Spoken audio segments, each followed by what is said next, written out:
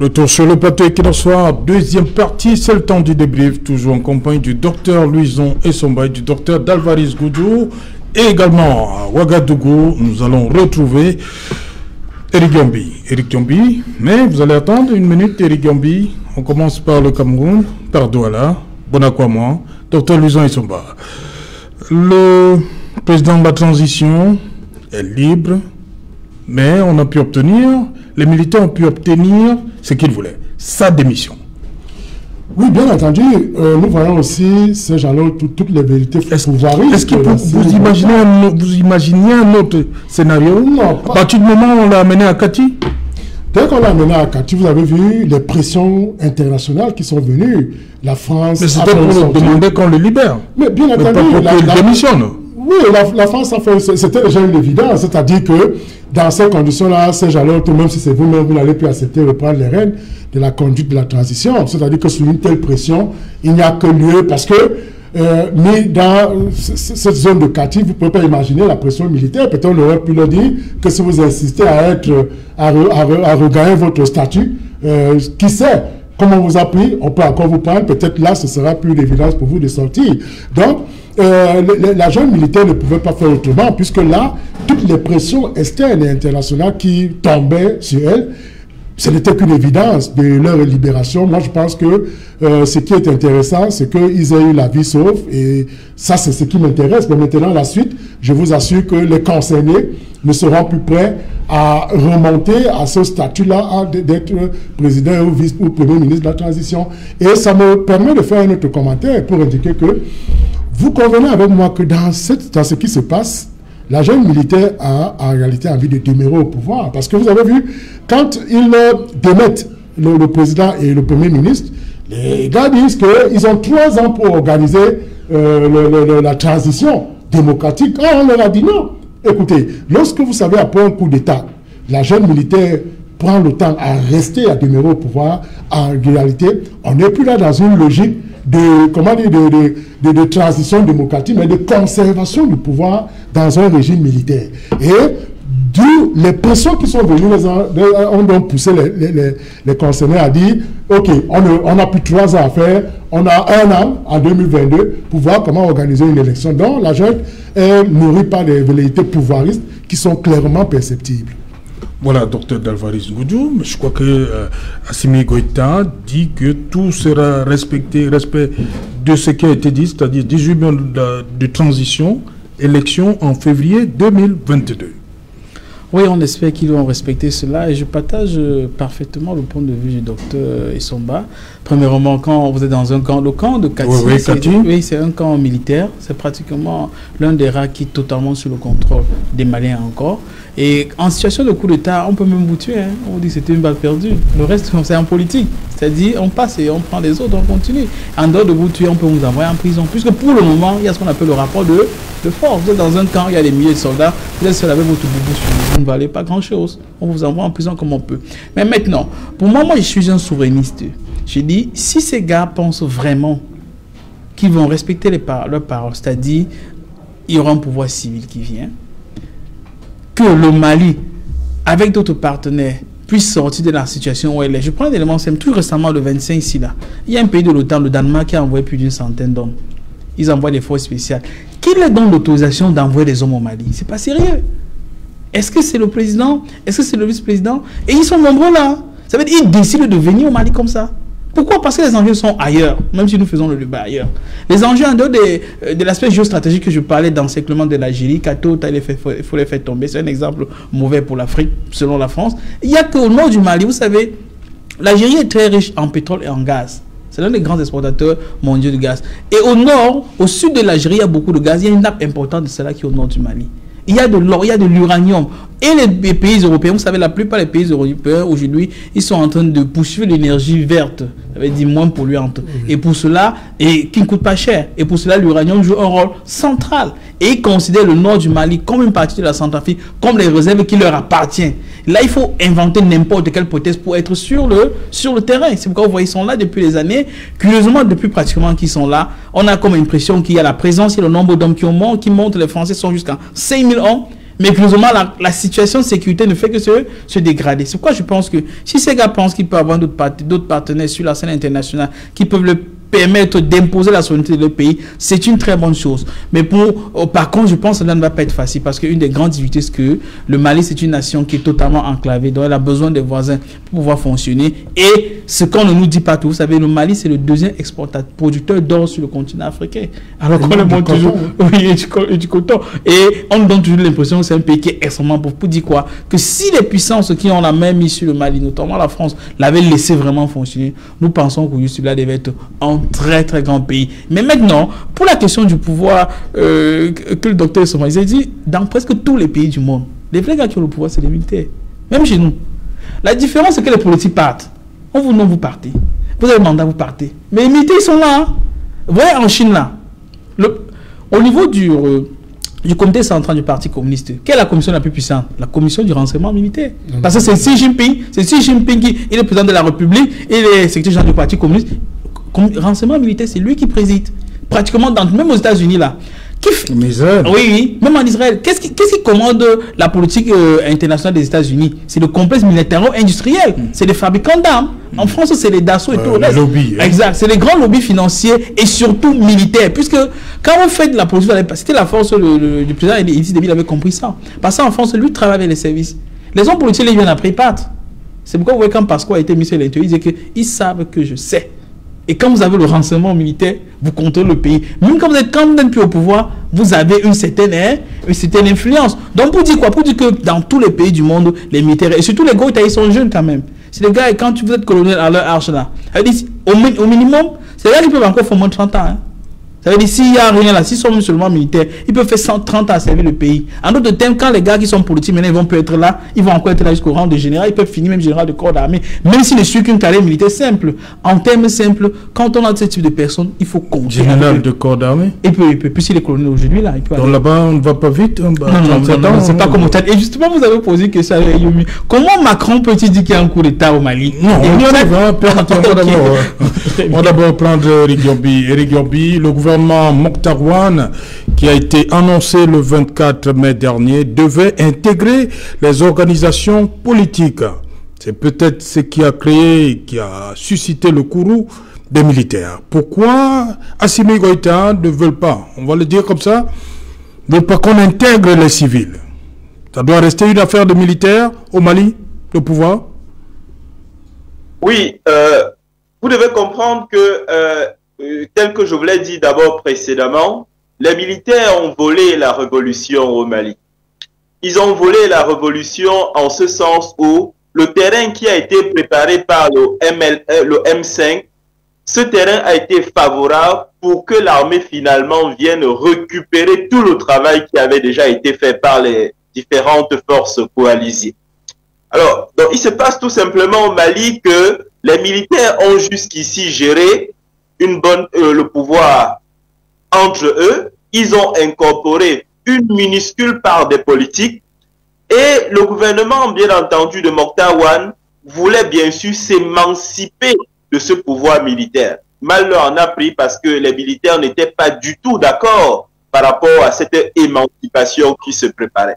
Donc, je reviens à l'hypothèse développée précédemment. Nous sommes dans un cas de figure où les militaires sont désormais très bien ancrés dans le jeu politique. Or, nous les attendons beaucoup plus dans les casernes. On les attend sur le terrain sécuritaire où ils sont extrêmement absents. Mais la volonté aujourd'hui de vouloir intégrer les partis politiques, notamment le M5, les partis qui ont contribué à cette révolution, ça participe également d'une démarche où, bien entendu, les militaires semblent perdus ou alors les militaires veulent donner une certaine caution à leurs différents partenaires tels que la CEDEAO, la MINUSMA et consorts. Ils veulent donc composer avec ceux qui en réalité ont fait cette révolution. Mais s'il y avait sincérité dans l'action militaire, pourquoi ne l'avaient-ils pas fait avant? Ils ne l'ont pas fait avant parce que bien entendu, ils n'étaient pas deux au mur. Mais il est important que nous revenions également sur certains éléments qui ont été dits. Vous savez, dans une période difficile où, bien entendu, avec les changements géopolitiques qui s'imposent, l'Afrique doit elle-même définir son projet. Une fois. Et l'actualité nous commande de regarder du côté du Rwanda, où nous avons vu qu'un régime suffisamment solide a réussi à imposer aux partenaires qu'est la France sa façon de voir les choses, sa façon bien entendu de s'installer sur la scène. Moi je pense qu'il est important de plus en plus que les Africains s'asseyent, se mettent ensemble, définissent leurs différentes stratégies pour être forts sur le toit du monde. Et bien entendu, ce qui fait mal avec le cas malien aujourd'hui, c'est que nous attendions beaucoup de ces jeunes, de ces militaires qui sont une autre génération et qui semblaient, n'est-ce pas, incarner une sorte de probité, une sorte d'ambition, d'espoir. Mais voilà que, malheureusement, avec les événements récents, on constate qu'ils sont tombés dans le piège de leurs parents. Vous savez, lorsque vous faites un tour à Bamako aujourd'hui, il est facile qu'on vous dise, ben, voici la bâtisse de tel militaire, pardon. Voici, bien entendu, les intérêts de tel militaire. Moi, ce que nous souhaitons, et vraiment, de tout cas avec le peuple malien, espérons que nous sortirons de cette situation. Quand je dis nous, c'est parce que je me sens malien aujourd'hui, et je dois rappeler ici qu'ils ont bien entendu tout mon soutien. Je terminerai en disant que la politique telle qu'elle doit être faite aujourd'hui en Afrique, nous l'imaginons avec une certaine élégance. L'élégance est bien entendu de penser à ce peuple malien tant meurtri, ce peuple qui a tant souffert, ce peuple bien entendu dont une partie est malheureusement décédée pour cette révolution, que les militaires vivement pensent à ceux-là, ceux qui ont lutté pour qu'eux ils prennent le pouvoir. Voilà, Éric Yombi, d'abord vous, Dr Ngudjo, on va finalement parler d'Emmanuel Macron, comment comprendre ce discours qu'il a sorti pour les événements au Tchad et le discours qu'il développe aujourd'hui par rapport au Mali. Il condamne, il parle de prendre des sanctions ciblées vis-à-vis des protagonistes, alors qu'il a semblé adouber ce qui s'est passé au Tchad. Tout le monde voit, Serge Alain, que ça c'est pratiquement du 2 poids 2 mesures en l'espace de quelques semaines. Pratiquement au Tchad, la constitution a été suspendue, a été mise entre guillemets. Lui-même a fait le déplacement de N'Djamena lors des obsèques du président maréchal Idriss Déby Itno. Et même quand il est rentré à Paris, il les a assuré de tout le soutien, etc. etc. Et c'était des militaires, c'était même des militaires pratiquement de la famille, donc le fils du président. Maintenant, de l'autre côté, nous voyons qu'il ne laisse même pas, puisqu'en réalité, quand il y a eu arrestation, il n'a même pas laissé. Hein. Il a commencé à parler de sanctions. Je crois que les Américains ont commencé déjà à dire qu'ils arrêtent le soutien. Il y a des Allemands qui ont dit qu'ils arrêtent le soutien. Tout le monde commence à faire du bruit. Jusqu'à aujourd'hui, je crois, la France a convoqué une réunion du Conseil de sécurité. Les sanctions n'ont pas été prises puisque la Russie a menacé de mettre son droit de veto. C'est pourquoi il y a eu une entente que, ok, il faut que les personnes soient libérées, elles ont été libérées. Ça veut dire qu'il y a des négociations en cours. Donc, pour dire quoi, qu'en réalité, on assiste pratiquement aux 2 poids, 2 mesures. Des situations un peu similaires, pas identiques, dans 2 pays, pratiquement à l'espace de quelques semaines seulement, on voit 2 réactions extrêmement divergentes du président français, le président Macron. Donc, on se rend compte qu'en principe, la France ne va que dans le sens de ses intérêts. Et nous aussi, en tant qu'Africains, nous devons toujours intégrer cela. Il n'y a pas d'intérêt au Mali? La France a des intérêts au Mali, mais juste que la décision prise maintenant par le colonel Assimi Goïta semble aller contre le sens des intérêts français. C'est pratiquement quelque chose de plus ou moins similaire. Nous avons vu ici à côté de nous en RCA, où nous avons beaucoup d'hommes là. Nous avons perdu un éminent général là-bas qui commandait les troupes de la MINUSCA. Oui. Un gars il a perdu. Le général est décédé, son décret est décédé, son chauffeur est décédé. Ça veut dire ce que ça veut dire.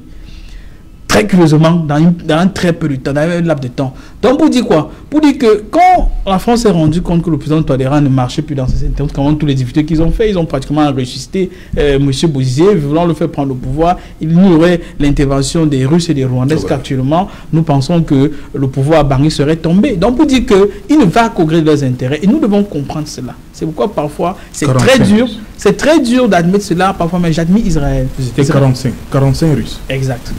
Bon, officiellement. Oui, ils ont repoussé. 45. Exact. Ils ont toute une armée. C'est pourquoi je disais, j'admire beaucoup Israël. Parce qu'on peut leur reprocher beaucoup de choses, mais les Israéliens le jouent par le sens de leurs intérêts. Quel que soit son ami, justement, qui travaille avec le président Touadéra, ils disent qu'ils sont très proches. Vous le connaissez. Il dit, quand ils sont partis rencontrer Benjamin Netanyahou, le premier ministre israélien, il leur a dit, si vous, les Africains, voulez vous en sortir, il faut regarder le centre de vos intérêts. Parce que si Israël Essayez juste d'implémenter. Puis vous avez bien compris que dans le cas de Mali, l'Union africaine parle, les Nations unies parlent, etc. L'Israël, on a même pris les résolutions, les sanctionnant. Ils s'en foutent. Ils ne mettent pas cela en œuvre. Ils continuent dans le centre de leurs intérêts. Je pense que nous, en tant qu'Africains, nous devons essayer d'agir comme Israël, c'est-à-dire regarder le centre de nos intérêts. Dans le monde entier, c'est là. Même les Israéliens, même avec les Français, ils ne rient pas. Quand vous regardez un peu leur chaîne là, quand il y a un Français qui soit à l'écart, ils frappent dur. Je dis dur. Vous savez, avec eux, il y a les Arabes là, ils savent que les Arabes ne leur veulent pas du bien.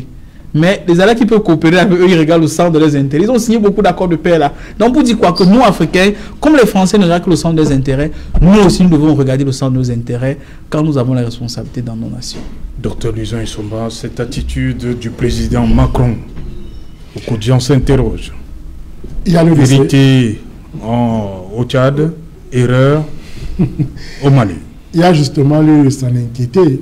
Ces gens-là, une position aussi ambivalente, qui n'arrive pas à avoir un fondement, qui n'arrive pas à s'expliquer. C'est-à-dire que sur des mêmes situations, on voit une posture différente, tout à fait diamétralement opposée.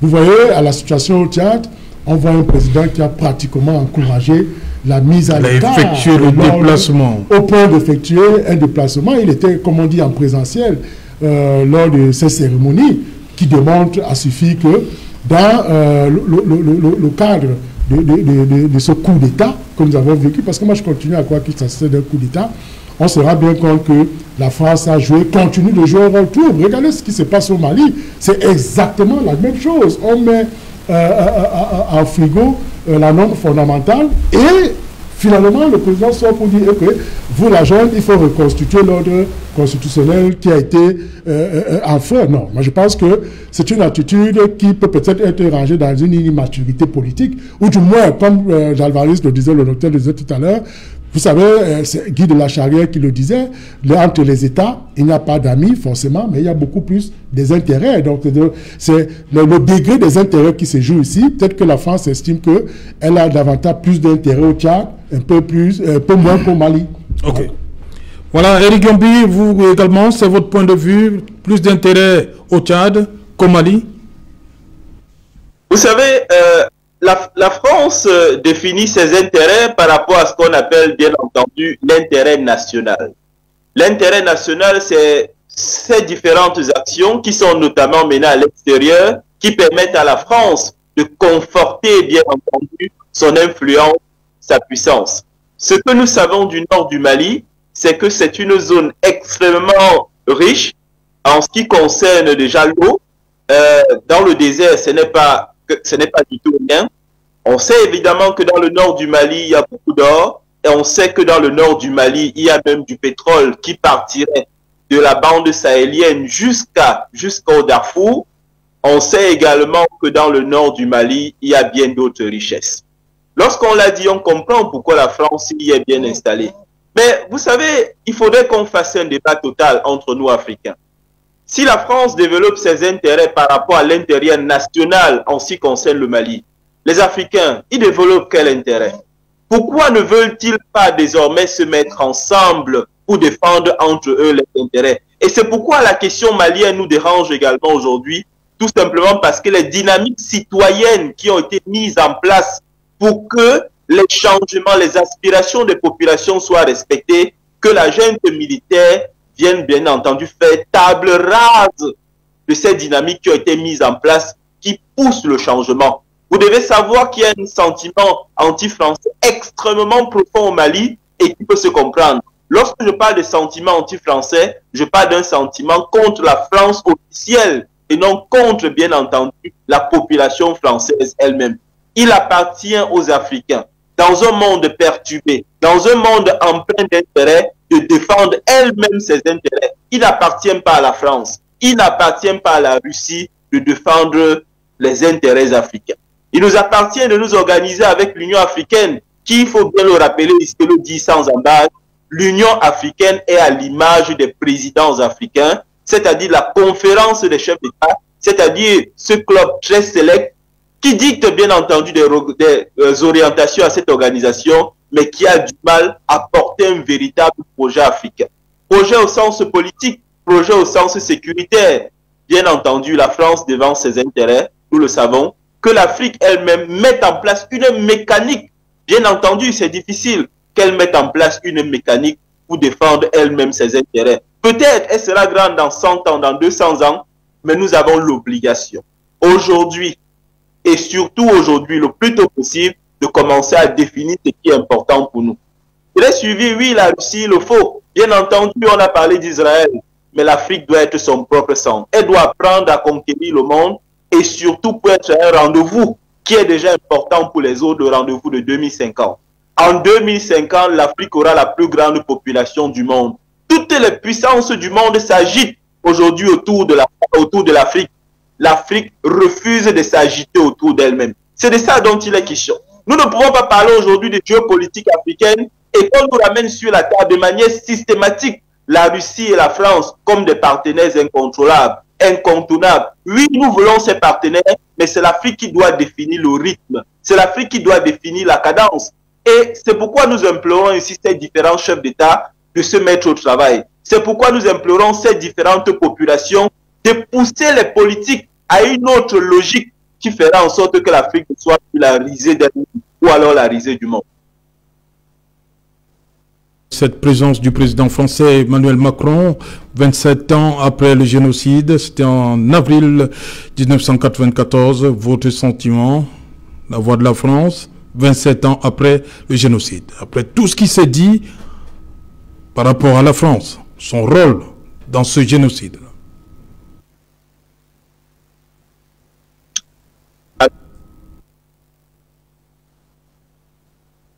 Alors oui, vous savez, la question n'est pas de savoir si la France a tort ou raison dans cette situation. Au sens des relations internationales, ce n'est pas une bonne question. Il s'agit dans une situation comme celle-ci de montrer comment la France, aux côtés du Rwanda, peut consolider son influence. C'est ça la lecture qu'il faudrait faire. Il ne faut pas se dire seulement que le Rwanda a pu obtenir quelque chose de la France, ce qui est bien pour un pays africain. Mais regardons aussi de l'autre côté en se disant, voilà du coup, n'est-ce pas, au sens géopolitique, désormais un ami de plus, un ami certain qui a été gagné par la France. C'est cette lecture qu'il faut avoir et surtout avoir une lecture plus profonde. Comment les Africains peuvent se mettre ensemble? Si Macron et Kagame se mettent ensemble désormais, pourquoi se mettent-ils ensemble? Pourquoi les Africains ne devraient-ils pas se mettre ensemble pour protéger des intérêts beaucoup plus grands que ce nouvel axe qui est créé, n'est-ce pas, entre Kigali et Paris? C'est ça la lecture qu'il faut faire au sens des relations internationales. Donc, si aujourd'hui l'Afrique encore semble être endormie par un discours dépassé au sens où elle refuse de s'approprier son avenir, les événements présents poussent bien entendu cette Afrique noire à se réveiller, cette Afrique blanche à se réveiller, cette Afrique unie à se réveiller pour être au rendez-vous du donner et du recevoir, surtout au rendez-vous de 2050. Né depuis Ouagadougou au Burkina Faso, le pays des hommes intègres. Dr Louison Isomba, cette présence du président français au Rwanda, c'est réchauffé un peu, c'est pour réchauffer les relations entre Paris et Kigali qui, depuis 1994, les relations ont pris un sérieux coup. On accuse la France d'avoir joué un certain rôle dans le génocide. Bien entendu, vous savez, c'est l'un des génocides africains qui a fait mettre en place un tribunal pénal international. Une décision avait été rendue en novembre 1995 par le tribunal pénal international de l'Est de Yougoslavie, justement de l'Est de Yougoslavie, qui est intervenu en la matière parce qu'il y avait des actes de génocide entre, tu voyais, deux tribus, les Tutsis et les Hutus, qui se sont pratiquement décimés. Alors, ce que je voudrais dire, c'est que le rôle de la France, vous savez, la France est une société capitaliste. Ce qu'elle recherche, c'est toujours ses intérêts. Même quand, on dit très souvent, quand le lion vous sourit, faites attention, c'est qu'il vous annonce quelques secondes après d'être dévoré. Le lion ou la panthère? Maître Cognier nous disait ici que la panthère... Non, oui. Même le lion et le tigre. Ah, le lion, le comme les félins, quoi. Les félins, ok. Je vous dirais que même le lion le fait aussi. Alors, c'est pour dire qu'en réalité, la France, et surtout que Macron, s'est pratiquement poussé les pions dans le damier. C'est-à-dire qu'il sait ce qu'il recherche. C'est un bon joueur de damier. Même quand il trempe dans l'encre de l'humilité, je voudrais dire qu'il faut faire très attention. Parce qu'il reconnaît qu'il y a eu un rôle de la France, mais la France n'a pas tué, ses armes n'ont pas servi à tuer, mais pas du tout. Écoutez, quand on regarde et on lit ce qui s'est passé dans cette zone historiquement, on se rend bien compte que le rôle de la France a été un rôle trouble qui a mené, qui a d'ailleurs, stimulé ce génocide, jusqu'à ce qu'on ait un nombre de morts aussi inquiétant. Donc, faisons très attention. Macron est savant. Le Français dit qu'aucune arme française n'a participé à ce génocide. Écoutez, les Français n'ont pas participé directement. C'est vrai que quand on se remémore de cette histoire, l'arme qui avait beaucoup plus été utilisée, on estime que c'était la machette. La machette. Aujourd'hui... Qui était entrée par des Français. Qui était entrée par... Voilà, justement, qui était entrée par... Vous voyez donc que celui qui vous apporte l'arme, c'est l'assassin. Ce n'est pas celui qui vous découpe, parce que si vous allez en arme égale ou en position égale dans une bagarre, mais c'est celui qui va vous donner le pistolet qui aura contribué au décès ou à l'assassinat. Donc c'est pour dire quoi? Que l'action de la France est une action calculée et c'est une action bien réfléchie. Elle tremble dans l'encre de l'humilité, mais au fond, à mon sens, il y a certainement quelque chose qui est recherché. Voilà, docteur Dalvarez Goudjou, on termine par vous. Le Rwanda avec le Burundi, faisait partie de ses anciennes possessions belges en Afrique. Le français était la langue officielle, mais depuis l'arrivée du président Kagame, le français est relégué au second plan, l'anglais a pris le dessus. C'est toujours l'une des conséquences de ce que les Rwandais reprochent à la France. Oui, je pense que ça fait partie des conséquences. Et aujourd'hui, nous avons assisté à la présence, d'abord, le parallélisme des formes, le côté protocolaire, c'est que Kagame n'est pas allé accueillir Macron à l'aéroport, il a envoyé le ministre l'accueillir, parce que quand il était à Paris, il y a de cela quelques semaines, oui. Macron a envoyé le ministre l'accueillir. Donc ça veut dire que le président Kagame, il réclame l'honneur en tant qu'Africain. Ça, c'est bien. Maintenant, sur le fond, moi, je pense que la France a fait un pas ou deux pas, mais en réalité, la vérité totale n'est pas là. Avec l'opération Turquoise, la France a joué un rôle actif dans le génocide. Les documents sont établis là-dessus. Les machettes qui sont entrées, ça venait d'où? Par qui? Ils sont pas... Et pire, le pire, c'est pas ça. C'est qu'ils ont organisé le massacre entre Tutsi et Hutu. Ils sont retirés, ils sont partis. Même eux, ils ont sauvé quelques éléments du régime. Ils sont partis avec eux. Ils ont laissé les Rwandais s'entretuer. Le Burundi, j'y suis allé plusieurs fois. Et vous savez, au Burundi, on parle du Rwanda, mais il y a eu un génocide au Burundi. Parce que là aussi, exactement, il y a les Tutsis et les Hutus. Oui, justement, sur le plan communicationnel, parce qu'en réalité, le président Kagame, c'est un bon joueur. Du côté du Burundi, par exemple, vous savez, le français est très peu utilisé. Ils ont leur langue là. Le Kirundi. Le Kirundi, très bien. Ils parlent ça s'écrit, ça s'enseigne à l'école, etc., etc. Mais maintenant, pour la présidence française, la France n'est là que pour ses intérêts. La France est en difficulté importante. Le président Poutine, l'année dernière, faisait son discours stratégique. Il dit que ceux qui vont contrôler le futur, c'est ceux qui vont connaître l'économie numérique, particulièrement l'intelligence artificielle, les fintech. Or, pour avoir le matériel qui rentre dans les fintech, c'est les terres rares que l'on trouve à l'est de la RD Congo. Or, une bonne partie des minerais de la RD Congo sont utilisés, sont exploités par les groupes armés qui sont proches du Rwanda, donc comme le coltan, sont exploités pratiquement par le Rwanda. Or, la France, en tant que puissance européenne, a besoin de cela. Le Rwanda, c'est un petit pays sur le plan géographique, mais c'est une puissance dans cette zone-là, pratiquement dans le Grand Lac. Si vous voulez avoir une géopolitique importante là-bas, ils sont présents en Centrafrique. Très bien. Et ça, c'est encore notre enjeu. C'est qu'en réalité, au niveau du Grand Lac, quel que soit ce que vous voulez faire de sérieux, soit vous travaillez les Rwandais, soit vous n'en sortez pas. Ça, c'est mais surtout, plus important encore, c'est que la France se considère comme un grand grenier, notamment la RCA. Le régime qui est actuellement à Bangui a un soutien, bénéficie du soutien et du Rwanda et de la Russie. Et pour défaire ce régime, quelque part, c'est là mon inquiétude, c'est que la France, à mon avis, je suis sûr qu'ils vont en parler avec le président Kagame, c'est qu'en réalité, le soutien que tu apportes à Touadéra, qu'est-ce qu'on fait pour que ce ne soit plus le cas? Parce qu'en réalité, Touadéra est considéré comme une pierre dans la chaussure de la France et ils aimeraient tout faire pour pouvoir amender cela. Donc moi, je pense que c'est les intérêts sur le plan économique, géoéconomique, géostratégique. Et les Français doivent, ou surtout les Africains doivent savoir que ce n'est pas de gaieté de cœur. Et concernant le Cameroun, je sors très peu, c'est qu'en réalité, au Cameroun aussi, la France a fait des pas. Parce que n'oublions pas qu'il y a eu un génocide au Cameroun contre les peuples Bassa, contre les peuples Bamileke. Le président Hollande était ici, il a fait un palais, il dit on va commencer par une déclassification pour dire qu'il y a un début de quelque chose, mais il y a encore beaucoup à dire et beaucoup à faire, même jusqu'au dédommagement. Nous ne sommes qu'au commencement. C'était une question de Séverin Tchouke. Justement. Le président, c'est pourquoi je t'ai content de revenir là-dessus. Et c'est alors que je finis pour indiquer quand même en une seconde que Assimi Goïta doit faire très attention.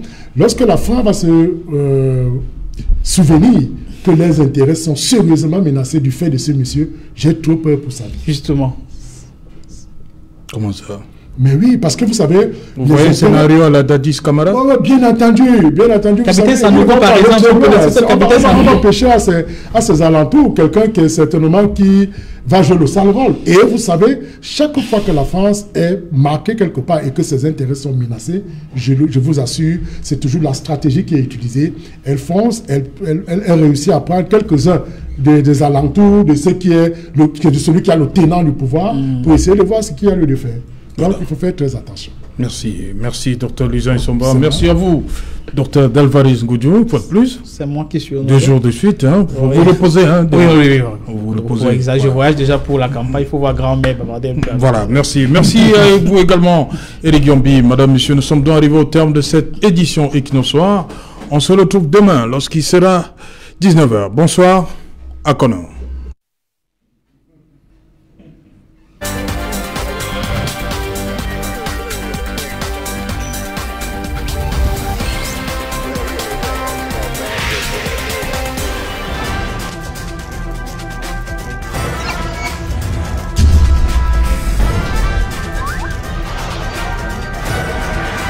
Equinox Télévision, au-delà de l'image, nous rendons compte.